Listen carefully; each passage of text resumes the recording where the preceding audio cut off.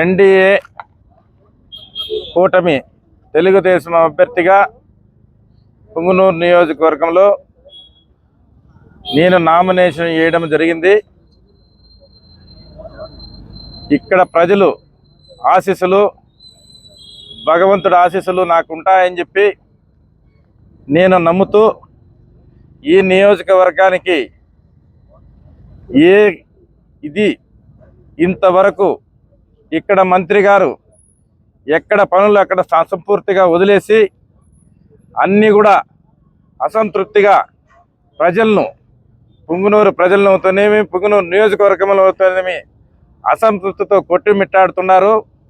ఇవన్నీ కూడా ఆ భగవంతుని ఆశీస్సులతో రేపు రాబోయే ఎలక్షన్లలో విజయం సాధిస్తానని చెప్పి ప్రజలు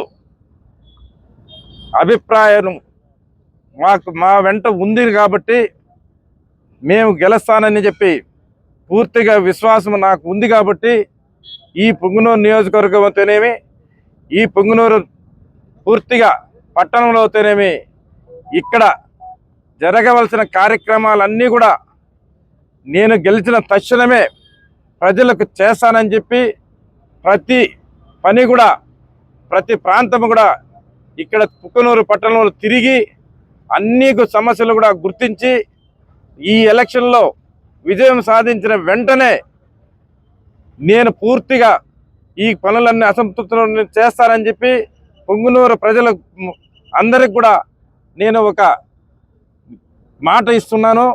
దయ ఉంచి ఈ పుంగనూరు ప్రజలందరూ కూడా మమ్మల్ని ఆశీర్వదించి తెలుగుదేశం పార్టీ తరఫున విజయం సాధించేట్టుగా నాకు అవకాశం కల్పించాలని పుంగనూరు ప్రజలందరినీ కూడా వేడుకుంటున్నాను. అదేవిధంగా ఎన్నో ఇక్కడ చేయాల్సిన కార్యక్రమాలు పట్టణంలో చాలా కార్యక్రమాలు ఉన్నాయి. అన్నీ కూడా వీధి వీధి తిరుగుతాను.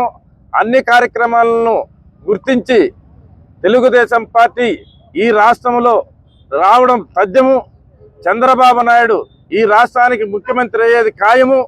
ఇక్కడ ఆశీస్సులతో నేను కూడా ఎమ్మెల్యే అభ్యర్థిగా గెలిపించేది పుంగనూరు ప్రజలు ఇప్పటికే నిర్ణయించుకున్నారు. గెలిచేది ఖాయము. ఇవి నియోజకవర్గాన్ని ఈ రాష్ట్రంలోనే ఒక మోడల్ నియోజకవర్గంగా చేసి చూపిస్తాను అని చెప్పి పుంగనూరు ప్రజలకు నేను ప్రమాణం చేసి చెప్తా ఉన్నాను. పుంగనూరు ప్రజలు పూర్తిగా మీరు 20 సంవత్సరాల నుంచి స్వతంత్రం లేక, ఏమీ మాట్లాడలేక, ఏమీ చెప్పుకోలేక ఆందోళనకర పరిస్థితిలో ఉన్నారు. మీకు స్వతంత్రం వస్తుంది.